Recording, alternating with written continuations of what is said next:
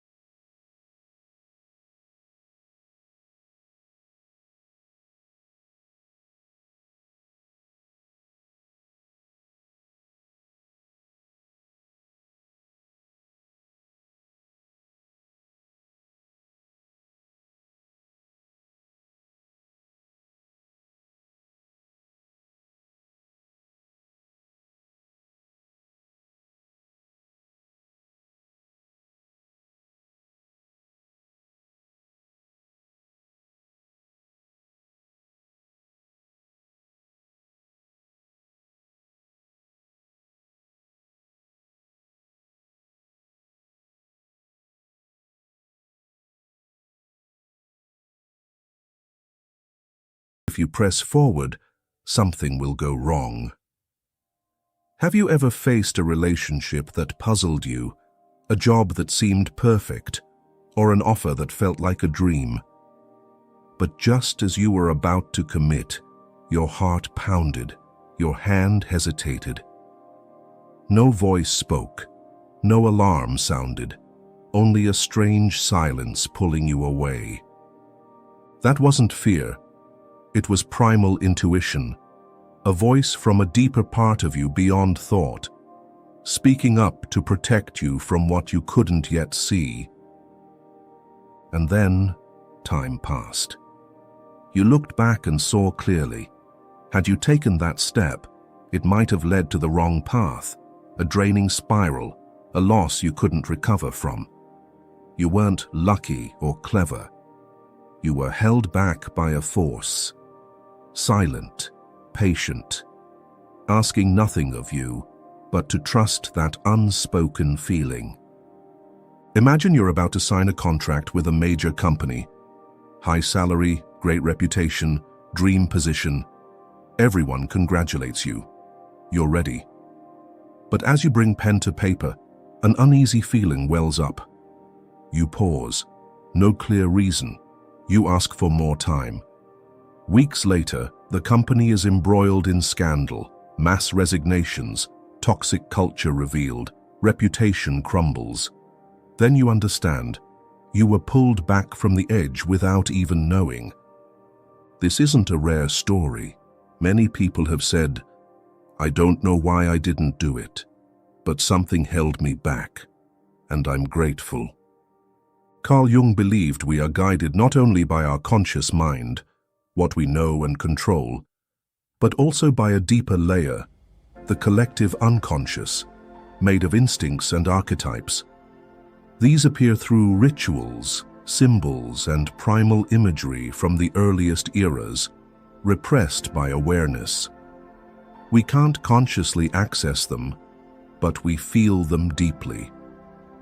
One of the most powerful archetypes is the guide, the embodiment of higher wisdom, often not appearing as a person, but as a guiding sense, what we call the sixth sense or uncanny intuition that arises exactly when we need it. Jung believed these moments when we are held back aren't random. They are manifestations of a deeper intelligence within us, one that doesn't use words or arguments, but touches our consciousness with silent certainty. Modern society teaches us to worship rational decisions. Modern humans are blind to the invisible. They only believe what can be measured, touched, dissected. They drown out the whispering voice of the archetypes. So when protection appears, they call it coincidence. But sometimes, waiting for a reason means it's already too late. Some invitations wear the mask of life-changing opportunity, but are traps. Some choices sparkle outside, but rot within. Luckily, you have an inner alarm system, that off feeling. If you've experienced moments like this, you're living under protection. No one tapped your shoulder. No angel appeared. But an invisible hand held you back from error before you even saw it. Think back to a time when you said no to something your logic called an opportunity, and later saw it was a mistake. Remember the vague feeling that pulled you away from a toxic relationship, a tempting offer, or even a trip that turned out dangerous. That was synchronicity, a concept Jung created to describe events not linked by cause, but occurring together to create inner meaning. When you're stopped at the right moment, you're not just spared from harm. You're being steered toward a path more true to you, even if you couldn't yet see it. But the hardest part of this sign lies in its names: the unconscious, the intuitive.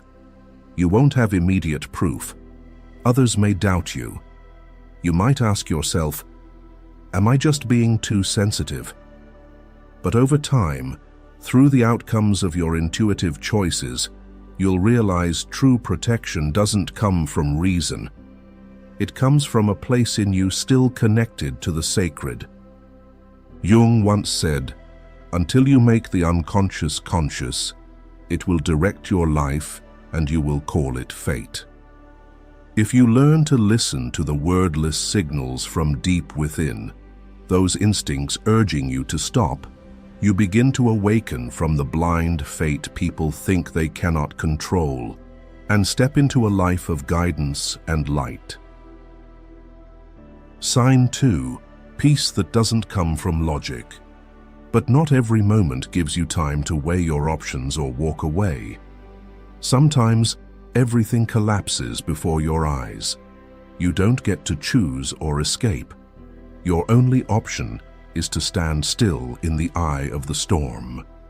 And right then, in what feels like the end, amid chaos, pain, and despair, a strange peace appears. Not one you created, not from forced positivity, not from anyone holding you and saying, "It will be okay." This peace has no reason, no condition. It simply arrives, like a living presence entering your chest and calming your heart. This is the second sign, peace. Strangely, this peace isn't artificial. It's a vibration of protection from within. That moment isn't self-made.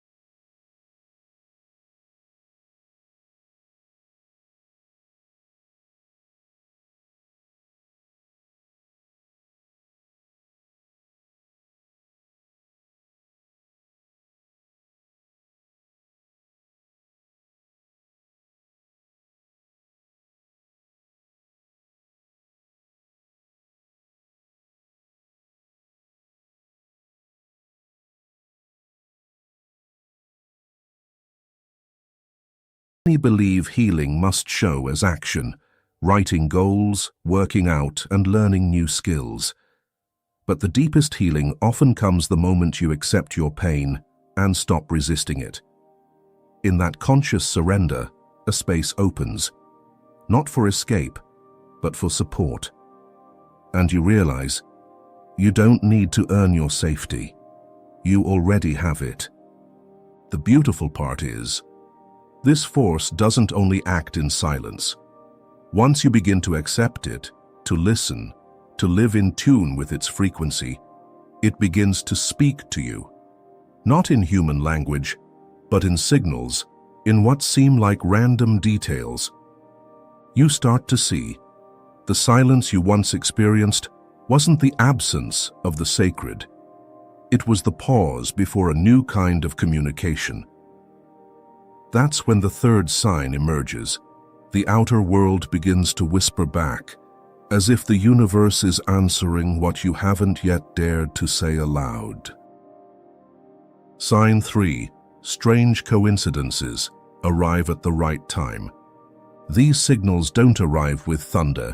They come quietly. A song plays just as you're breaking down.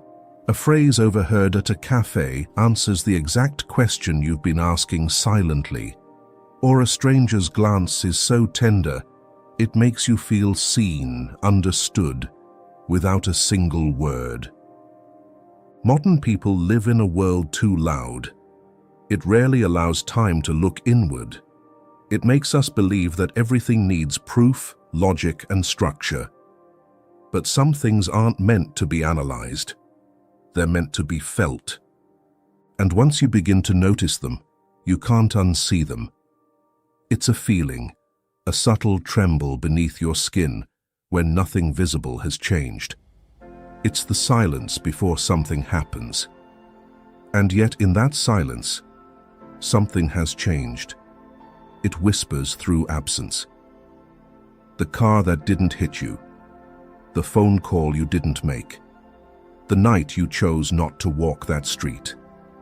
It's the things that didn't happen that say the most. But how do you recognize what never occurred? That's the paradox. The invisible requires inner vision. Because the soul doesn't speak in sentences. It speaks in symbols, sensations, synchronicity. And when you're under protection, these symbols begin to multiply. Dreams grow vivid. Encounters feel scripted. The same message echoes across books, voices, and events. Too exact, too frequent, too emotionally resonant to ignore, unless you insist on staying asleep.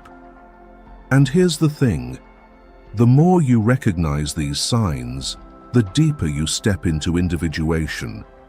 What Jung believed was the ultimate goal of human psychological and spiritual development.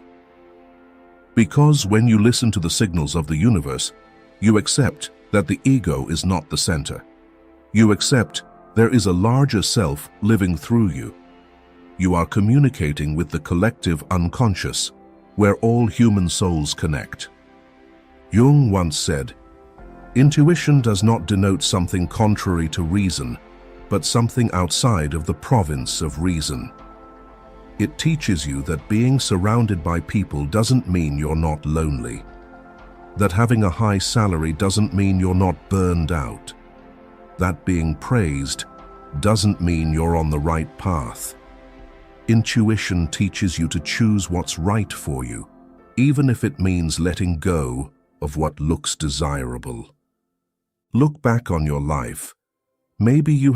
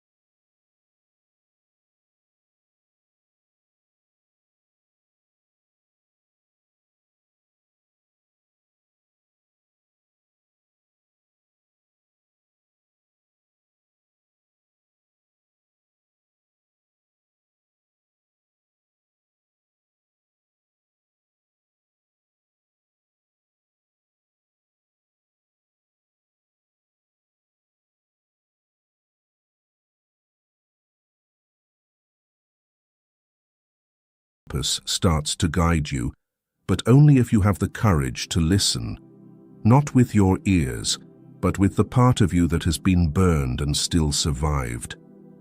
The part of you that knows what it means to be broken and not destroyed. Sometimes you become your own messenger. There are no obvious signs, no clear symbols, but something inside you urges, stop, turn, go back. You can't explain it, but you know. That is intuition, the soul's rawest and oldest language. And because the soul doesn't seek comfort but wholeness, that wholeness often demands something fall apart. Have you ever looked back at a tragedy and felt an unspeakable gratitude? A pain that changed you, a reversal that saved you,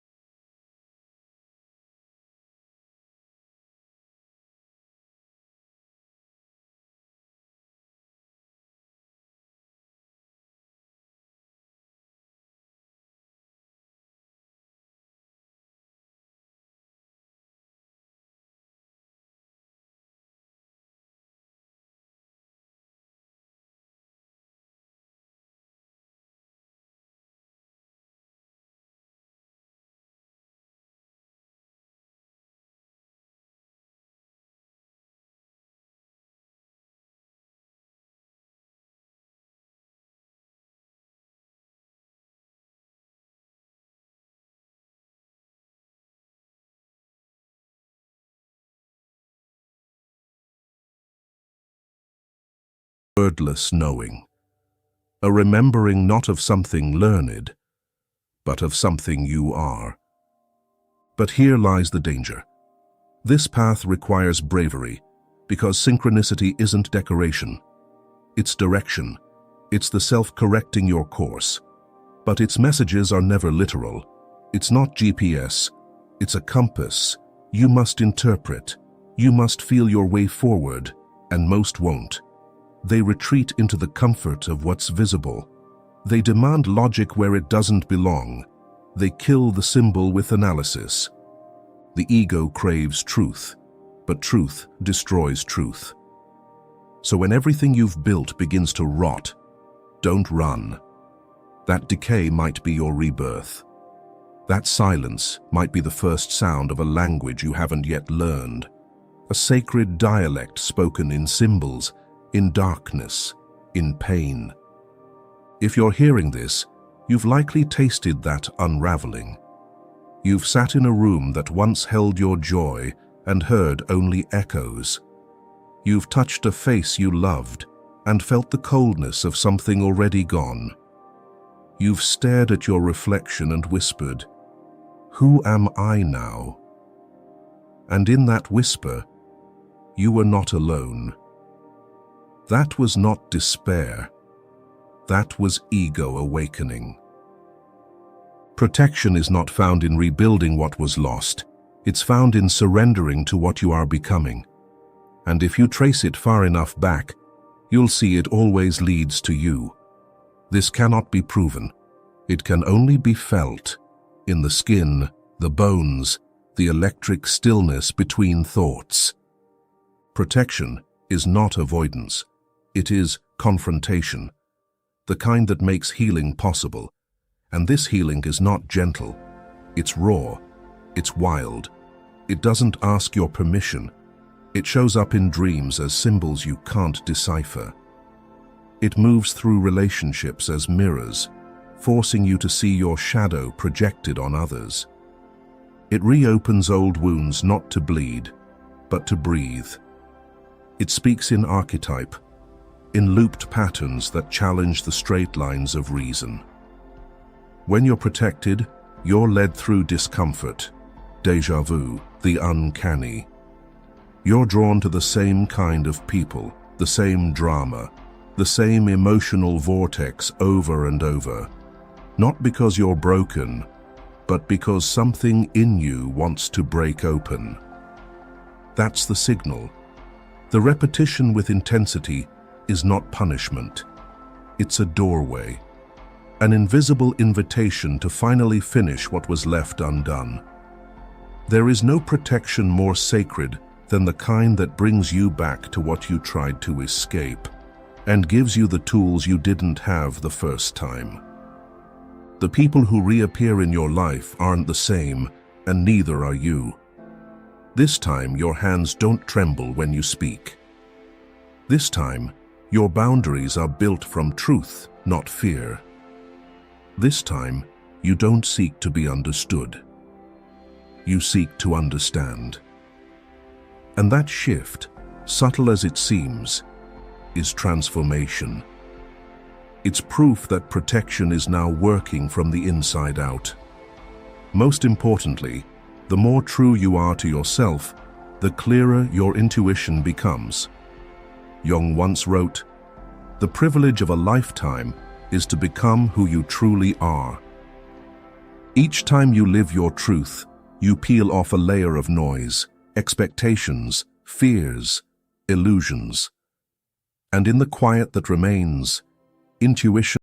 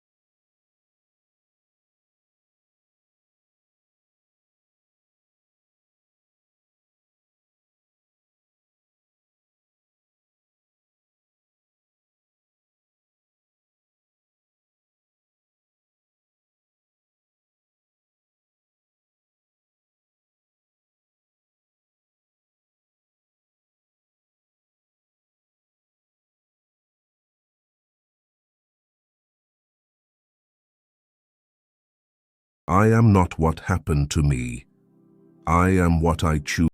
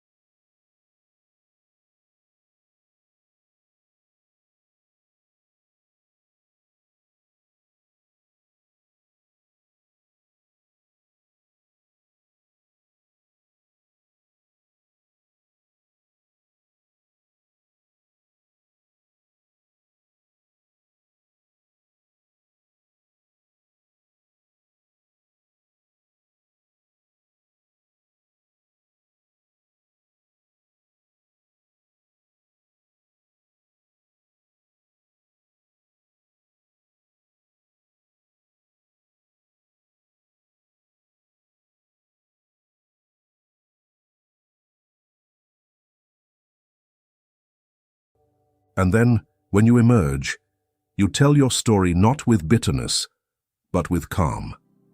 The once poor don't mock the poor. The once dismissed don't belittle others. Those hurt by words speak with kindness. These are people who kept the shape of their soul. They don't need to shout they've healed. Their presence says it for them. They are protected. Another deeper sign: you become gentler with others, especially those who are rough, not because you're weak, but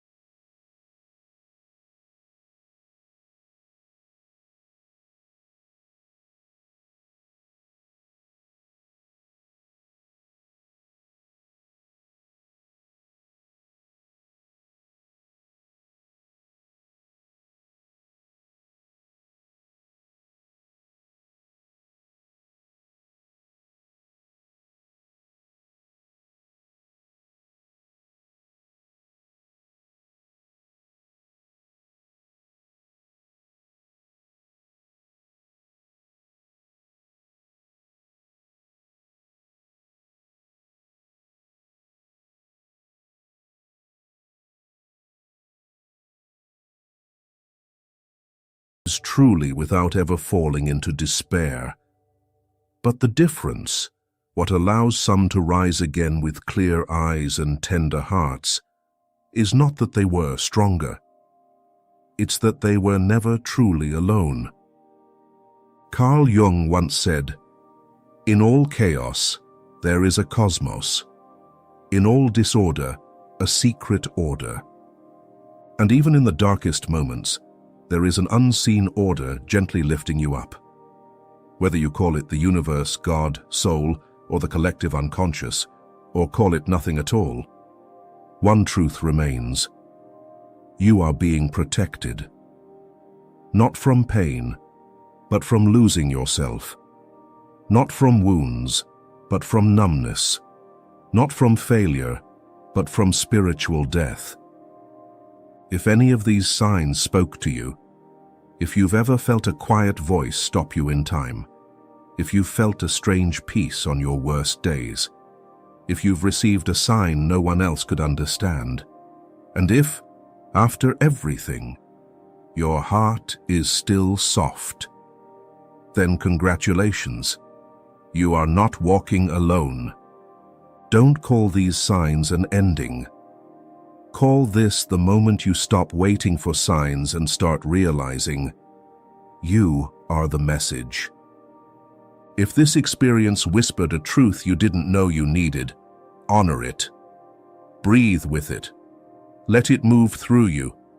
Share this with someone who may feel lost right now. And if this piece touched something deep in you, leave a comment.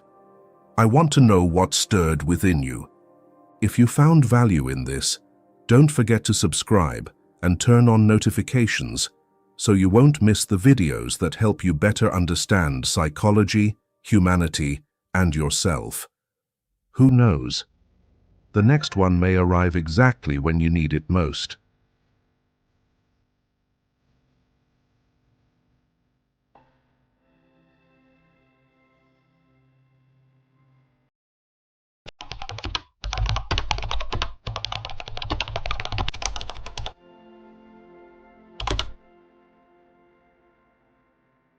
You didn't stumble upon this video. You were led here, not by an algorithm, but by a quiet signal from within, as if some deep part of you just heard its own voice calling. Maybe you've never thought of yourself as spiritual, but you've felt those moments that are hard to name. Like when someone suddenly opens up and tells you a secret they've held for years. When a stranger's child looks at you with eyes that seem to remember you from another lifetime. Or when you sit in silence among a crowd, and somehow that silence makes others feel safe. Carl Jung called this the light of the soul awakening. Within each of us, he believed, flows an ancient current, the wisdom of the collective unconscious, where memories are kept not of a single life, but of humanity as a whole. If you've ever felt out of place in the noise of the world, if you've sat quietly in a crowded room and still touched someone's depth without a word, if your presence alone shifts the energy around you, that's not random. That's a sign your energy is reaching beyond the personal into something sacred and far deeper. Not everyone sees that light, but it's there. It moves. It resonates in its own quiet way. And here are 5 signs that you are living with that energy.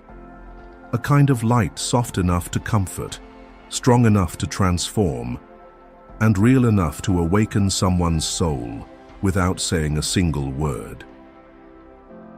Number 1, you don't need to say much. Your presence is already healing. Strength doesn't always come through voice. Some people enter a room without making a sound, yet the entire atmosphere shifts. No one understands why the conversation suddenly stops, why someone exhales with relief, why secrets long buried suddenly find a way out. They don't have to speak, they don't have to try. They're simply there. But that presence, quiet, whole, without pressure, creates a profound sense of safety where others can finally lower their armor without fear of being hurt. Carl Gustav Jung once wrote, "The meeting of 2 personalities is like the contact of 2 chemical substances. If there is any reaction, both are transformed." When a person shows up from the depth of their true self, they don't just communicate, they activate. And the reaction doesn't happen in words, but at the level of vibration, where healing begins with silent trust. In Jungian analytical psychology, this is not vague or mystical. Jung called it the effect of the self, the most authentic, whole version of the being within. When you live close to that self, there's no need for role-playing, no need for defenses, no need to prove anything. And this existential honesty creates a naturally sacred space where others feel safe enough to take off the masks they've worn all their lives. Children, with their unsocialized, pure instincts, sense it instantly. They will look at you, walk up to you, for no apparent reason. Animals do the same. They don't reason or analyze, but they feel the energy field. They move toward you because your energy doesn't threaten, doesn't invade, doesn't destabilize. Picture someone you once met. They didn't say much, didn't try to impress, yet just being near them made you drop your guard. They didn't offer advice or dissect right from wrong.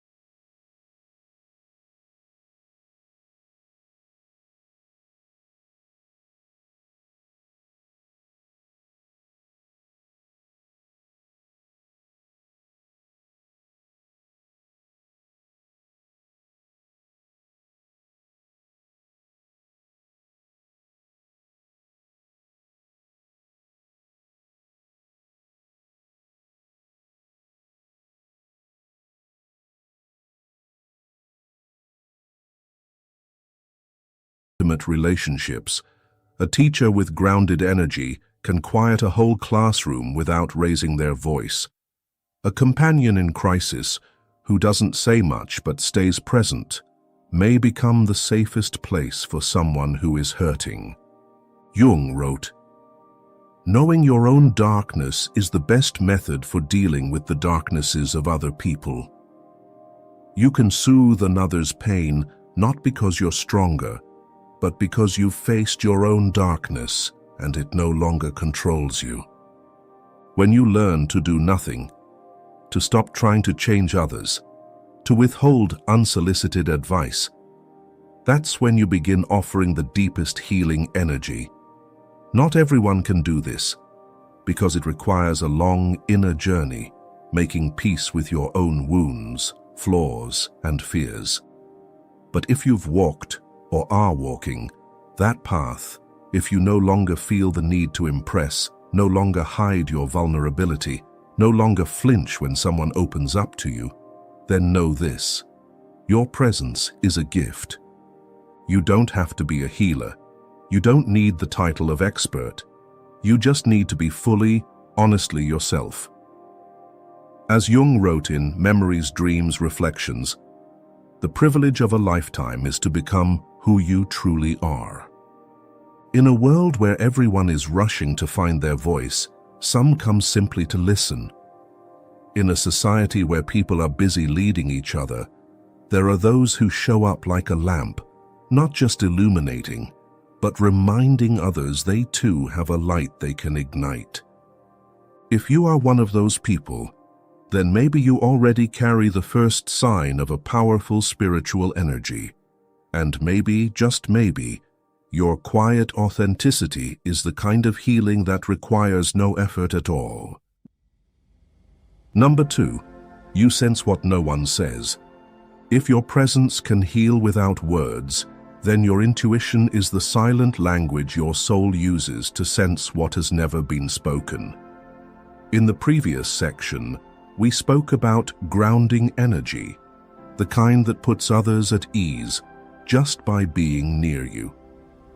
But this goes deeper. It's not just about soothing the surface.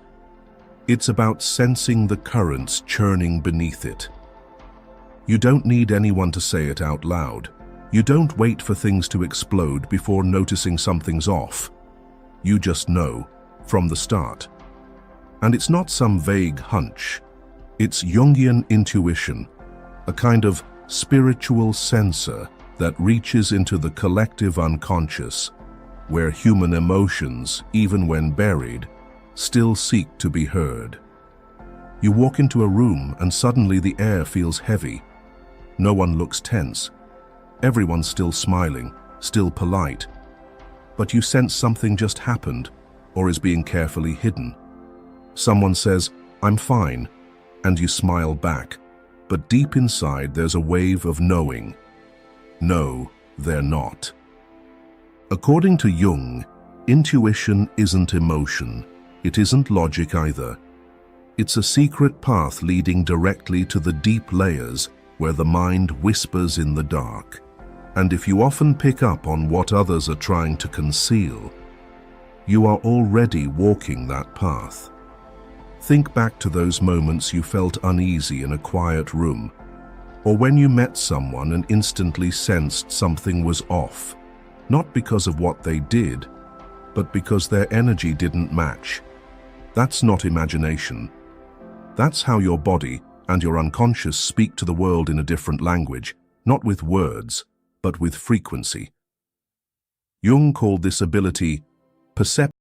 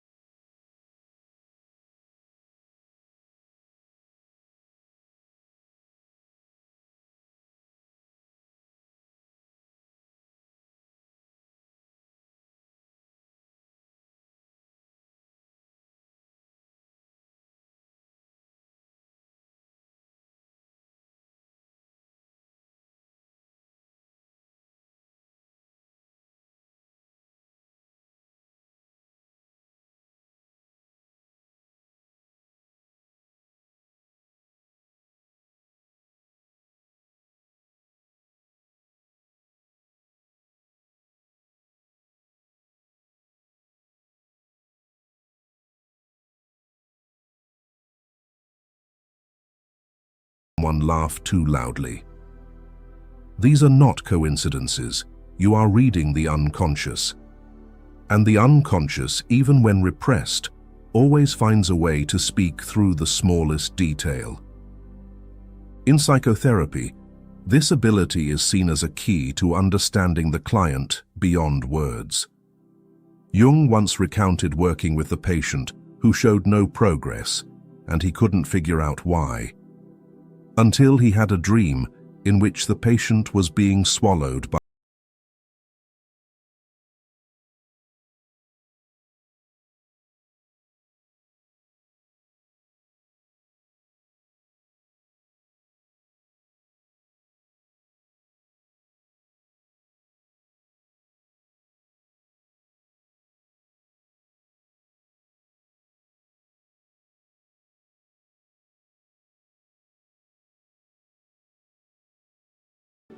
the unconscious holds both shadow and light, and you, with your deep intuition, are touching that terrain, the place where the truth is most hidden, but also holds the greatest healing power. But carrying this kind of intuition is also a challenge. You often feel drained in chaotic environments. You sense too much. A small talk conversation can exhaust you if someone is clearly trying to hold back what they can't face. A crowded party makes you want to leave early, not because you're shy, but because the emotional atmosphere is thick with repressed tension. Sometimes you feel breathless and don't know why, but your body knows. Your unconscious has already picked up the message before your logic catches up. That's why those with this spiritual sensor must learn how to filter signals and protect their energy. Jung never encouraged relying too heavily on intuition without a solid foundation of consciousness to provide balance.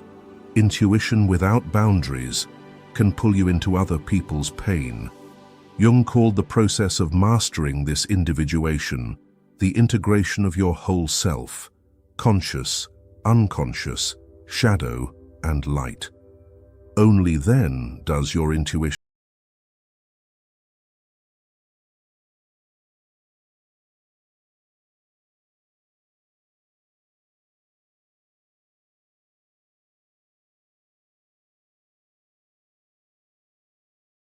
see, but you do. And the truth is, what you sense, even if no one confirms it, is real. Carl Jung once wrote, "Your vision will become clear only when you look into your heart. Who looks outside dreams. Who looks inside awakens." You don't need logical proof. You just need the courage to trust what your heart already knows. And if you've ever felt alone with this intuition, know that it's not a curse. It's a reminder that you've already come far in the journey back to your true self. In a world obsessed with noise, you are someone who reads the breath of silence. When others need words to understand, you only need to feel the slightest vibration to know what's really going on. That is a rare gift. And if you are living with it, you are a mirror that reflects without needing light, a place where others see what they once feared, but now feel safe enough to face. So if you feel something even when no one says a word, trust that you're not imagining things. You're touching the deepest layer of the human experience. And that is the second sign that you are living with a powerful spiritual energy, one that rises from depth, not surface, from truth, not illusion, from the unconscious, where we are all connected. If what you just read made you nod quietly, if you've ever sensed things that no one around you would say aloud and never knew what to call it, then maybe you've carried this gift for a long time. Feel free to share in the comments. Have you ever had a moment when your intuition knew something was wrong, even though no one said it, no one admitted it? We'd love to hear your story. because sometimes your silent truth might be exactly what someone else has been waiting to hear. You are not alone. Number 3. You need time alone to return to yourself. When you've grown used to sensing what no one says, when you're constantly exposed to the raw, quiet, and unhealed emotions of others, there comes a moment when you realize you need a place to come home to, a space not to escape, but to reclaim yourself after opening your heart too much to the world. Carrying deep intuition is a gift, but also a burden. That's why silence isn't optional for your soul. It's essential. Some people find life in music and crowds, but you're different. You find your way back in stillness. Not because you're avoiding life, but because only when the outer world quiets down can you truly hear the whispers from within. This isn't a casual preference. It's a soul-level need for survival. Jung understood this better than anyone. After years of facing the unconscious and the shadow, he sought out a place where no one could disturb him, the Bollingen Tower, where he lived simply, wrote, carved stone, and listened again to the voice of his own being. It's the same for you. When the world gets too loud, too fast, too thick with emotions and events, your sense of self begins to blur. Not because you're fragile, but because you feel so deeply. Every interaction, every conversation, you don't just hear the words, you absorb the entire energy field of the other person. And without space to release it, to cleanse it, to remember what is yours and what is not, you quickly become exhausted, scattered, unmoored. Jung called this the need for withdrawal.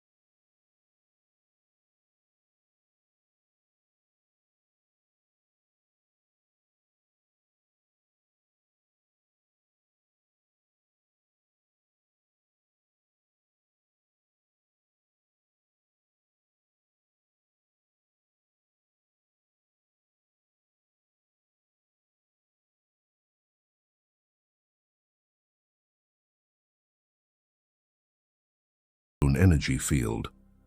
Those who carry healing energy often carry invisible weight, unseen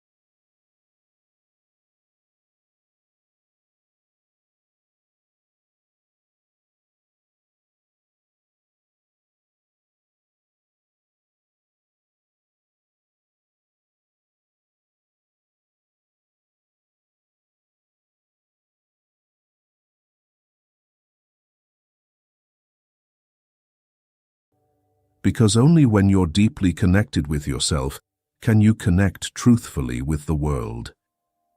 If you are living by this rhythm, alone but not lonely, quiet but full of power, then you carry the third sign of an awakened soul, the ability to return to your inner center as a ritual of rebirth. And that ability is the foundation for every true connection you'll ever make. Do you see yourself in these words? Do you have a sacred space that belongs to you, where you can be fully yourself, not to be seen, not to be understood, but just to be? Share it in the comments. Your story might remind someone out there that solitude is not something to fear. It is a gift. Number 4. You don't try to change others, but everything changes around you. When you've learned to return to yourself, to clear away the disturbed layers of energy and preserve your inner authenticity, you begin to emit a very different kind of vibration. It's not loud, it's not sharp, but it runs so deep that it causes everything around you to subtly shift. And here's the paradox: you're not trying to change anyone, yet things change. It's not the result of effort, it's the effect of true presence. You become a silent catalyst, someone who doesn't need to stand at the center, doesn't need to persuade, doesn't need to guide. You just need to be fully yourself, and that alone invites deep adjustments in others. Carl Gustav Jung called this the transcendent function, an internal mechanism that allows the tension between psychological opposites, conscious and unconscious, light and shadow, reason and feeling, to be transcended through a new level of awareness, where integration begins to occur. No force, no shaping, just the presence of someone who carries enough inner wholeness, stillness, and sincerity, and that presence activates change in others. If you've ever witnessed how ordinary conversations take a strange, sudden depth when you're present, or if you've noticed people behave differently around you without you asking them to, then you might already be embodying this quiet function of transformation. People often believe change only comes through action, but some shifts arise from an unseen energy field, where the authenticity of one person becomes a mirror to another's facade, where your non-judgmental presence creates enough safety for others to take off their mask. You don't ask them to. You don't encourage it. You simply show up with your truth, and that, like clear water, allows the mud in others to naturally settle. Not through words, but through deep resonance with what's real. When you live truthfully, you invite truth. When you stop performing, you give others permission to step out of their roles. And the wonder is, people begin to change, not because they're told to, but because they're quietly called back to themselves. One woman shared her experience of working in a toxic, competitive environment where every interaction felt guarded. But after sitting next to a new colleague, a quiet person, never seeking the spotlight, yet always present with honesty and gentleness, she began to change. First, in how she listened, then in how she no longer felt the need to react or defend herself, until one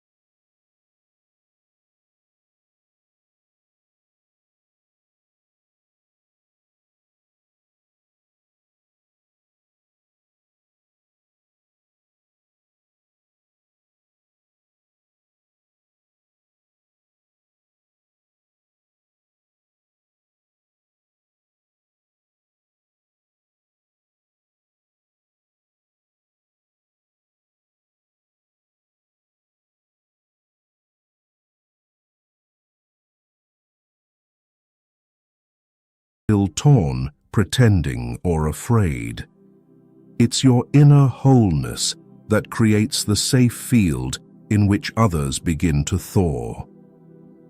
And the most beautiful part, you don't control who stays with that change. Some will see you and begin their awakening. Others will walk away, unable to bear the mirror your authenticity holds up to their illusions. You don't force them.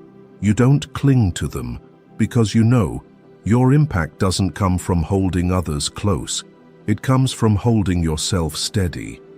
And if they're ready, they'll change. Not because you're impressive, but because you're real. Carl Jung wrote, "One does not become enlightened by imagining figures of light, but by making the darkness conscious.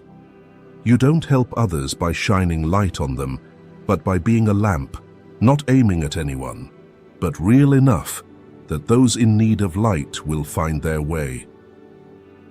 If someone has ever said to you, "I don't know why, but I feel different around you," or "You make me want to be more real," then you carry the fourth sign, the power to influence not with words, not with intellect, but with the living, grounded energy of someone who has gone deep within. And if you are living this way, quietly, honestly, not trying to change anyone, yet watching the world shift around you, then maybe you are already the catalyst that someone else's soul has been unconsciously searching for.